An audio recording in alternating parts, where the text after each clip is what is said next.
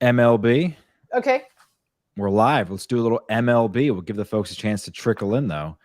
Anita, I feel like we haven't talked in forever. Because we Not haven't. not just because you were on vacation. I just meant like We it have just not. the week in between our shows just feels so long. Right. Yeah, it has, right? Like it's been a minute, but this is like, let's be honest, like this is a lull time. There's really Yeah. not a lot going on, the All-Star break, which by the way, I had Vlad winning the home run derby. I had the National League winning, so yeah. That's So right. Absolute wagon. I was a winner there. I don't know. This is like I don't know, like I don't know about the NFL season can't get here fast enough, right, Dan?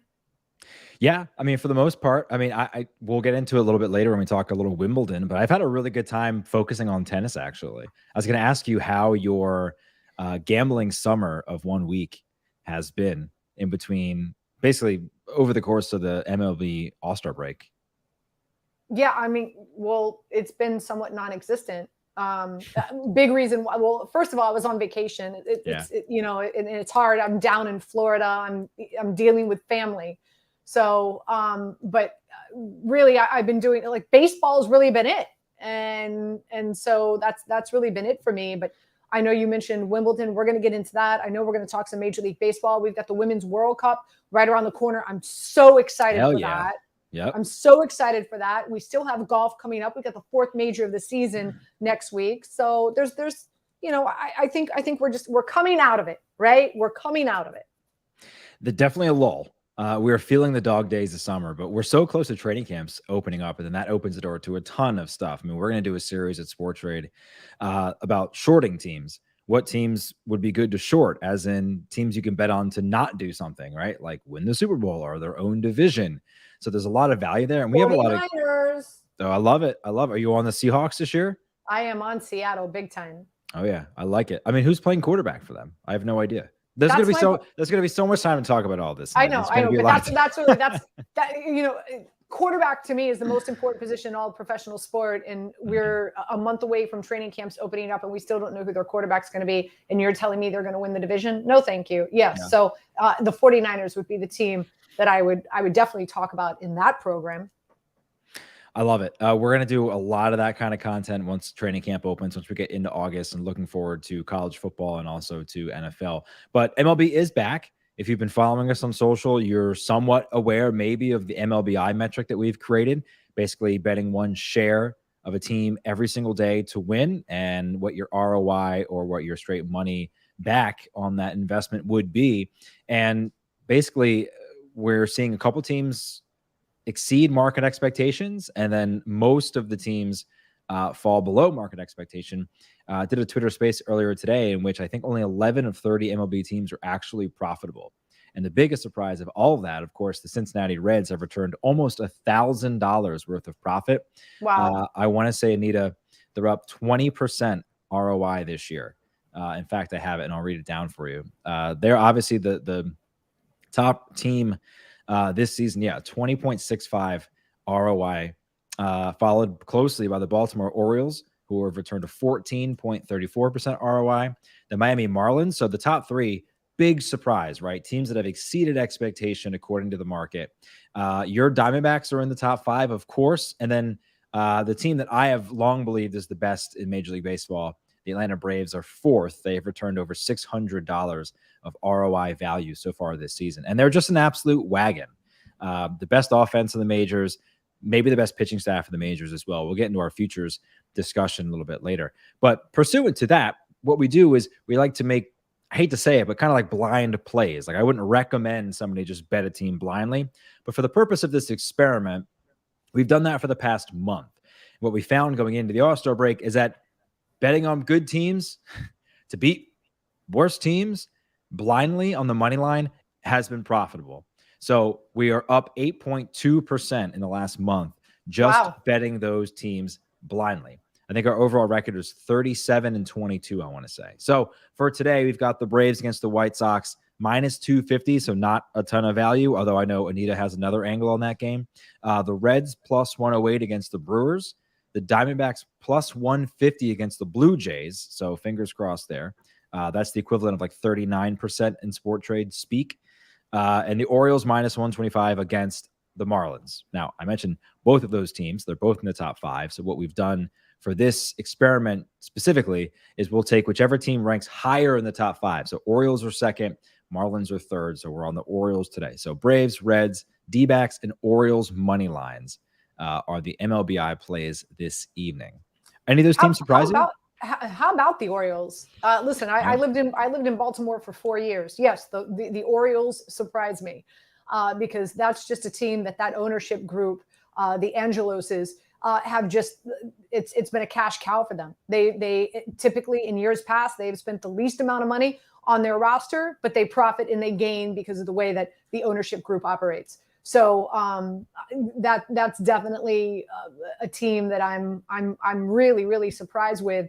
And I don't see them slowing down either. So I like the Orioles a lot. I do believe they make it into the postseason as a wild card. I've got the Rays winning that division, but nonetheless, man, the Orioles have looked great for sure.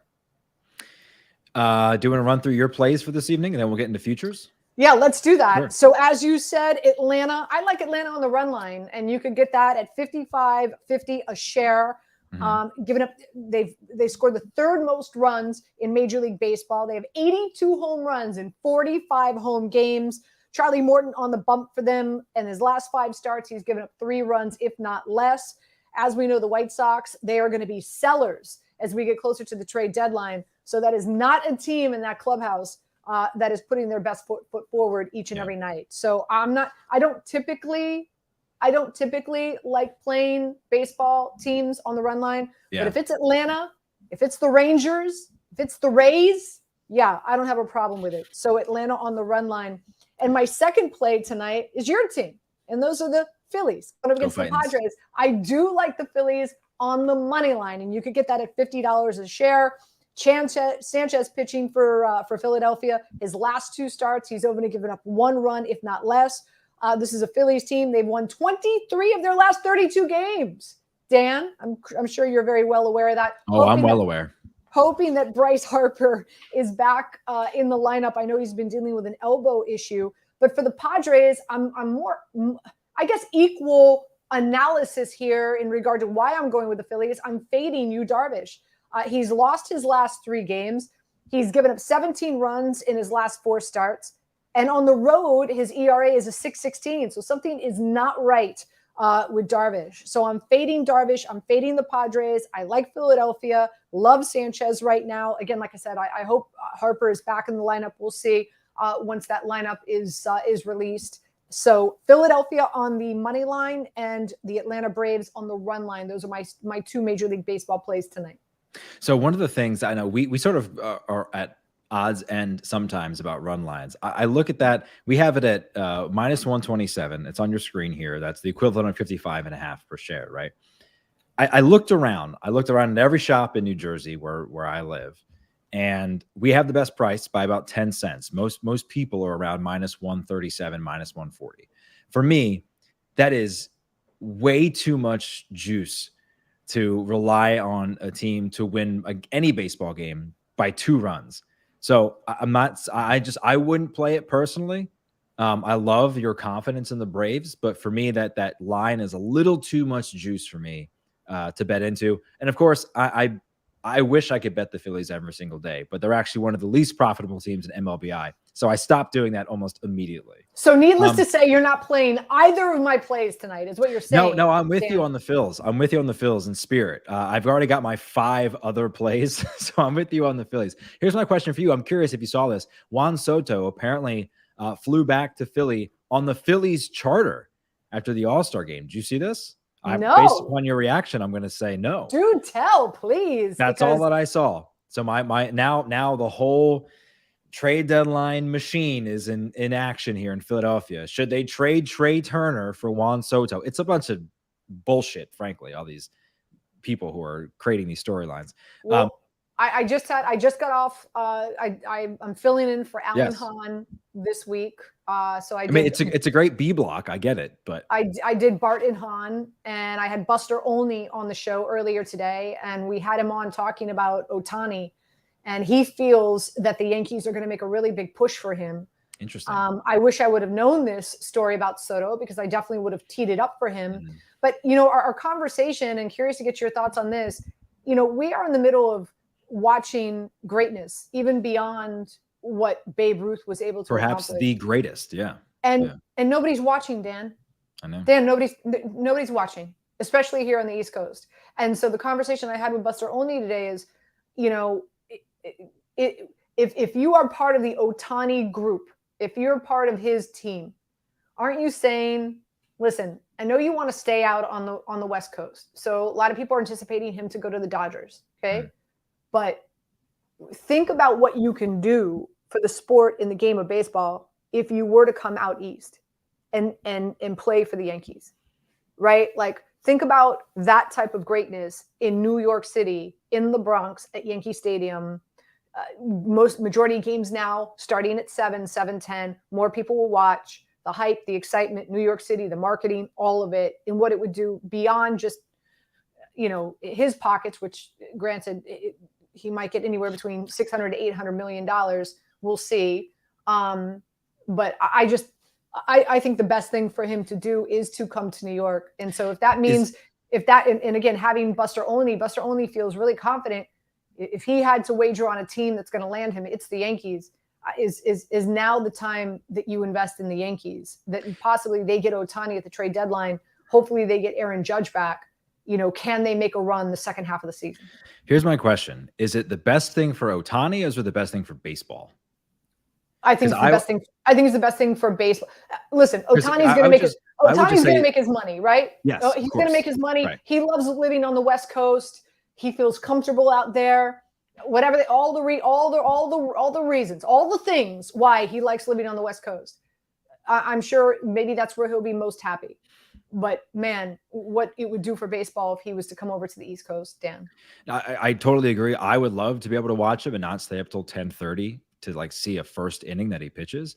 But to me, that's a baseball problem, not an Ohtani problem. It's baseball's fault, in my opinion, that they have so ruined their horrible marketing strategy with any of their marquee players. Now, Mike Trout participates in that because Mike Trout doesn't really want to do media. And for a long time, he was the best guy. But I think it's a failure of Major League Baseball more so than anything else, that nobody pays attention, nobody cares, and the sport's become so regionalized in the way that it has. He is literally he might be the best baseball player ever. And nobody cares. Nobody cares. Nobody's watching. But to me, that's a failure by Major League Baseball. And frankly, like Angels ownership, that they can't get now that every half the teams in the league make the playoffs, like they still can't get into the playoffs. Everything that I have heard, and I don't have any inside information whatsoever, I just listen to a lot of this stuff, is that the preference is to stay on the West Coast because it's a lot closer to his home, obviously. And if you don't have to add a 6-hour flight and a connection from New York or from Boston or anything, then his preference is to stay on the West Coast. I don't know what's going to happen. I just think I think it's baseball wants it to happen for baseball, not for Ohtani. And I'm not sure how fair that is. We'll just move on to the futures market real quick, and then we'll go on to golf. Prior to the season, Anita, I had said I thought the Atlanta Braves were the best team by far in baseball. At that point, they were $9 a share. Then up to $21 per share. So a 235% rise in value from late March. You're welcome. But I will say this. The Reds, as I mentioned, the most profitable team in MLBI, they're just $1.50 right now in the futures market. That's it. And again, as we have covered repeatedly in this space on this show, you don't have to win the World Series. You don't have to win the Super Bowl. You don't have to win the Stanley Cup to return money on sport trade in our futures markets. They're absolutely going to go up. The NL Central is not that good. Their only competition is Milwaukee, a team they've handled well this year. Offensively, top 10 in batting average, top 10 in on-base percentage, top 10 in OPS. That's not the problem. The problem with them is pitching. They're going to have to make a move at the deadline, I think, if they're serious about getting into October. Pitching staff has allowed 439 runs this season. Now, put that into perspective. Only 3 other teams have allowed more, and they are the Royals, Rockies, and A's. So this is not a play for a team to actually win the World Series. This is a short-term play to make some profit once we get to the back end of September. For $1.50 a share, the Reds are an absolute no-brainer for me. I like it. I like the Reds. I like where you're going there. Again, I've been on Arizona since day one. Yeah. I think they continue. I have got them winning the division. We just talked about the Orioles. I think that could be a good investment. I don't see regression in their future either. I see them only getting better. The ESPN came out with a great column either last night or today in regard to the FPI probability of who's going to face each other in the World Series. And the Rays and the Braves, 14.8%. The Rangers and the Braves, 12.7%. And the Dodgers and the Braves, 7.8%. I know the value isn't there as it once was when you first turned us on to it, but keep in mind, this is an Atlanta Braves team. They're on track to win 107 games. Unbelievable. And that's without Max Fried and Kyle Wright doing what they do best. They've only played in 5 games combined, and they've contributed to 2 wins. So if they can just get healthy, again, I don't see this Atlanta team having any regression. So I still think that there's value there, even though it's not the value when you first shared with us. And then the Rays, as well. And I'm curious what that share price is. They're on track to win 100 games. Their run differential is plus 885. Their run differential is plus 850. And they're probably one of the most balanced teams in Major League Baseball. So I love what you're coming with Cincinnati. Like I said, I still think that there's value in Arizona. I think that there's value with the Baltimore Orioles. But I would definitely buy some shares in Atlanta and the Rays, especially with the 14.8% chance, the highest probability that those will be your 2 teams facing off against each other in the World Series.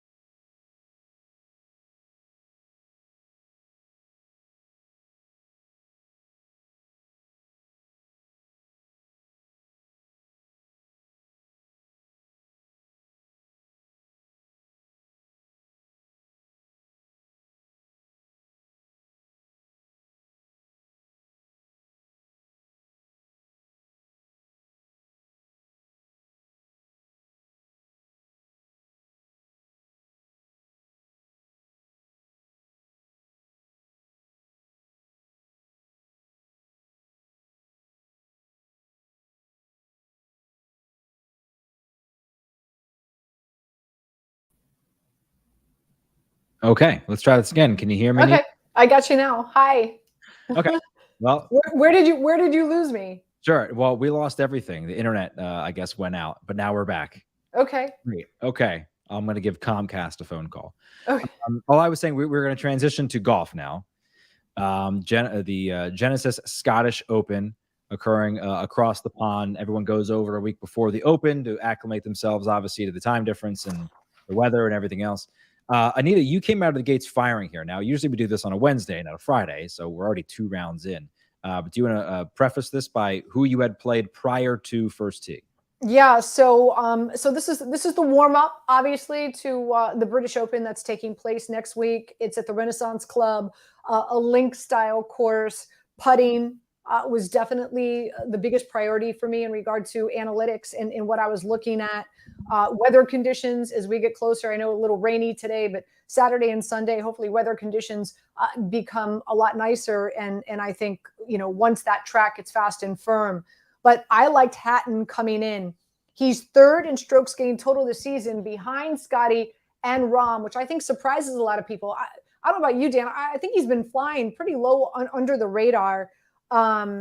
He's also top 10 in strokes gained tee to green as well as putting. So his putting, and also the fact that he is from across the pond. He grew up on playing on link style courses. They're very different than Parkland style courses, was a big reason why I liked Hatton. I also liked Fitzpatrick coming in, and I liked Cantlay. But right now, Hatton is sitting in a really, really nice position. He's tied for 3rd.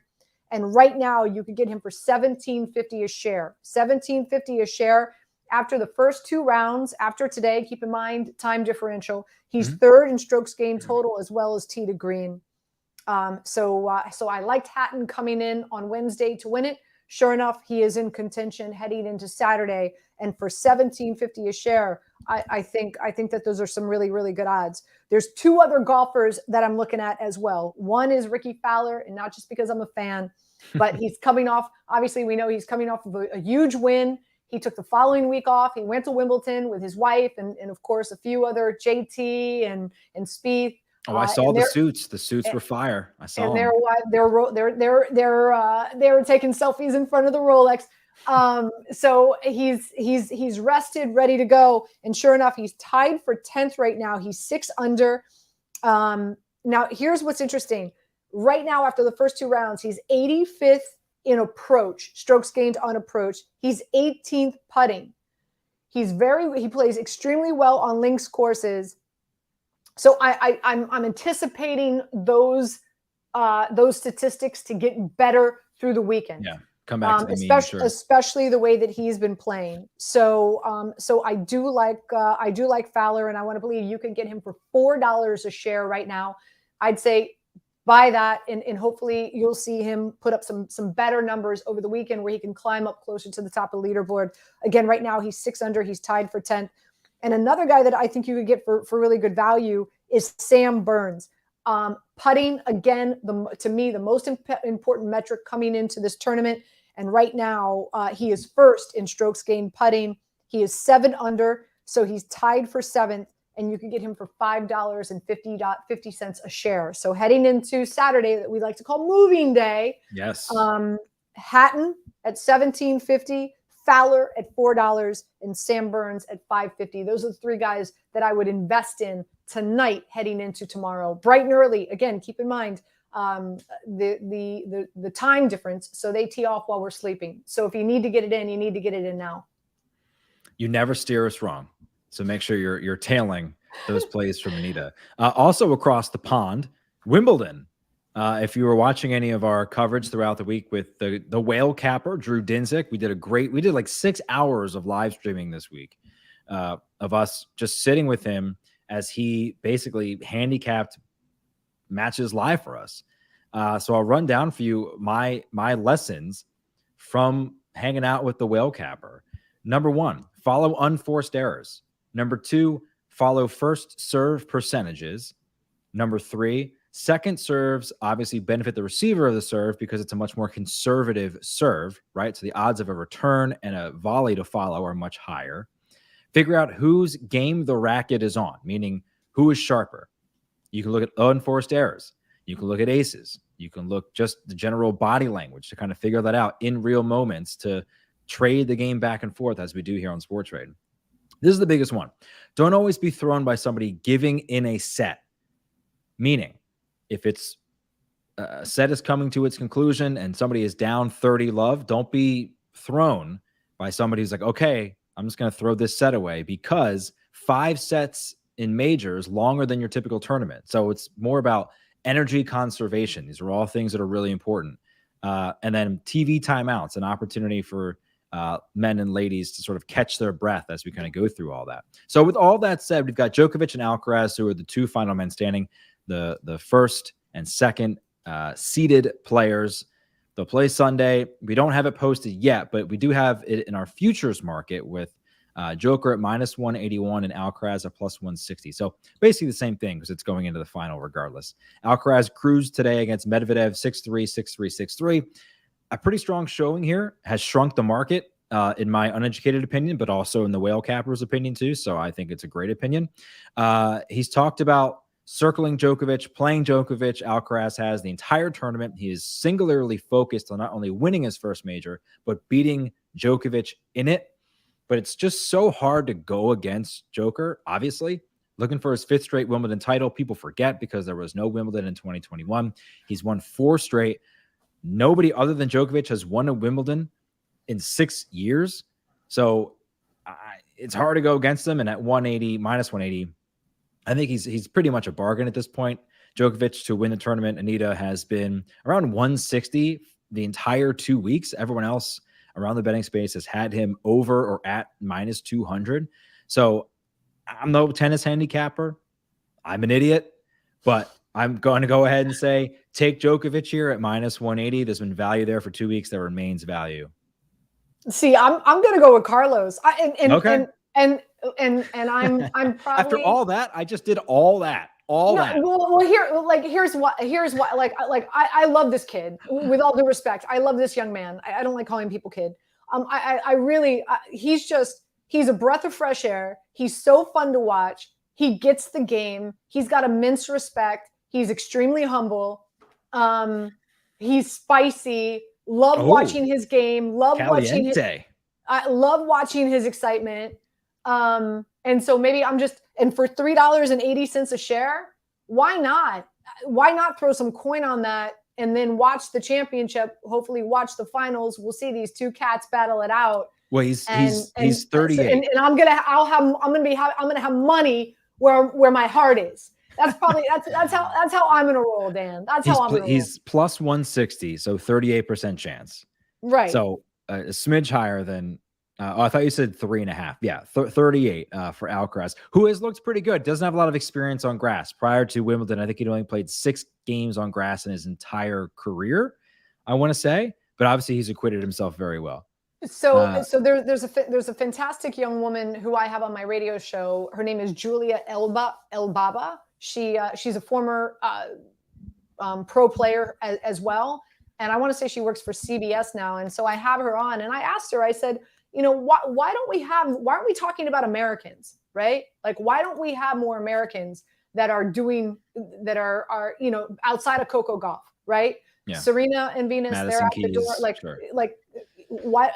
And she specifically really responded in regard to Wimbledon. Do you know there's very few facilities in the United States that have grass courts? I believe it. I mean, the U.S. Open is concrete, right? So yeah, no, I mean just training facilities, Dan.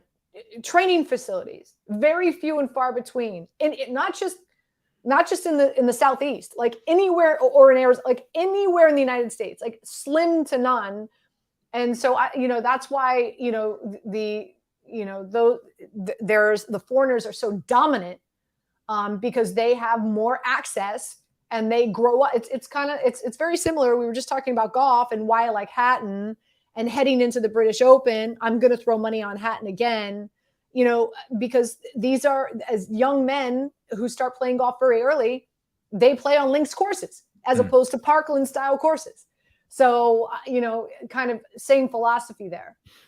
I wonder if there's a correlation between, you look at Sampras and Agassi, and that's around the turn of the century. Maybe we bleed a little bit into like 2002, 2003 era. I wonder if there's a correlation between that and an increased emphasis on playing soccer in the States. And now maybe some of the kids who were playing tennis or some of the other sports, lacrosse, whatever, started going to soccer youth camps. And now soccer obviously is a lot bigger in the States. But it does take 20, 25 years for something like that to take hold. I have no evidence to support that. I'm just thinking out loud. Well, I know we're going to talk about the Women's World Cup in just a second. Yeah. It's their fault. Yeah. And it's the Women's USA soccer team is so dominant. Why?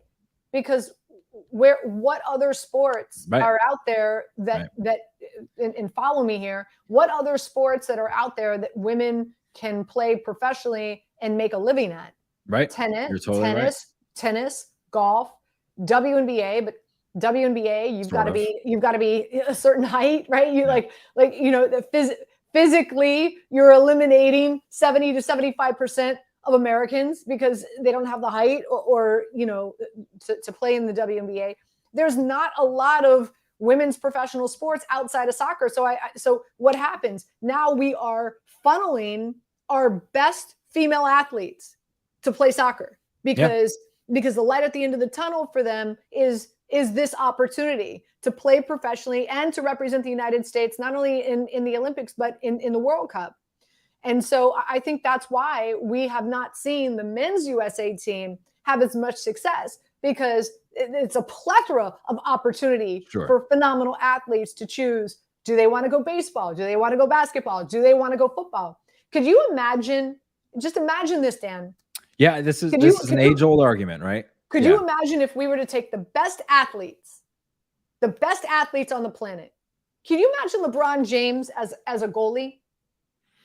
I mean, we'd still lose to Brazil. Who's going to score on LeBron James if he started playing soccer? He doesn't play defense. Age? When was the last time he played defense? Well, yeah, that's a whole nother story we're talking about. But I'm just saying, like, athletically, like, yeah. I just give me Mason Plumlee between the pipes. Put a Plumlee brother or 3 in the backstop, and we'll see if anybody can score. Quickly, just to go back to women's side of Wimbledon here. Ons Jabeur on your screen here. An amazing match yesterday, which we live streamed with Drew, going up against unseeded Vondrousova.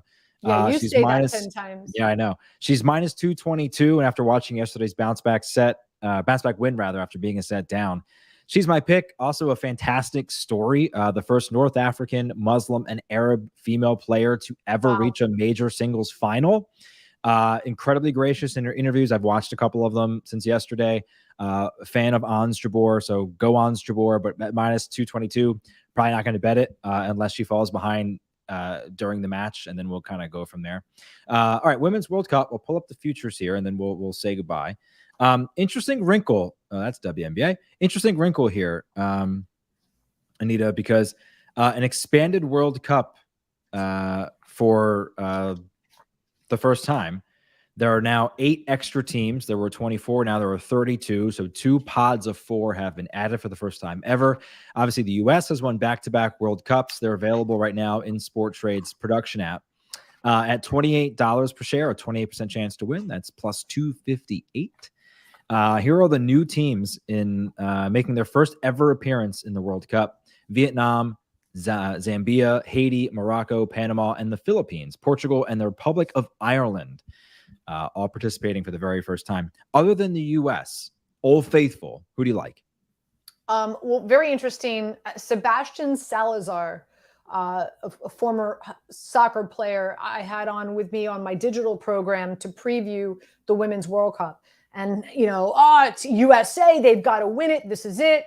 Rapinoe comes out and says that she's going to retire. This is a great mix of, you've got the veteran players like Rapinoe, like Alex Morgan, with the future stars and Sophia Smith and a number of it's like the perfect mesh of veteran leadership and young, savvy, exciting talent.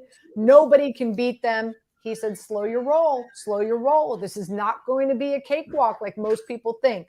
Now, in their division, they're going up against the Netherlands, and it is Group E. They're going up against the Netherlands, Portugal, Vietnam. Their first game is against Vietnam, by the way, on Friday, July 21st, and that game is going to be at 9:00 at night Eastern time. But their biggest challenge to come out of Group E will be the Dutch, will be the Netherlands. Go Orange. Then after, but they are going to get out of their group. Okay, they will get out of their group. Following that, their biggest challenge is going to get through France and England. Both France and England are on their half of the bracket. Who is not is Germany. And so Germany and the United States, both of these teams, a lot of experience, excellent coaching. Their tactics are just phenomenal. Germany, their biggest 2 opponents that they're going to have to get past is Australia and Sweden. So I'm going to put money on the United States. I'm going to put money on Germany. You could get them for $12.50 a share. Mm-hmm. I do believe that those will be the 2 finals. Those will be the 2 teams that we're going to see in the championship. And the great thing again about Sports Rate is that you could sell at any time. But I just think that this sets up, the stars align so perfectly. I do believe that Germany is the second best team in this tournament outside of the United States. Although, again, Sebastian Salazar says, slow your roll. This is not going to be an easy trek for the United States to win this bad boy. So those would be the 2 teams that I would invest in.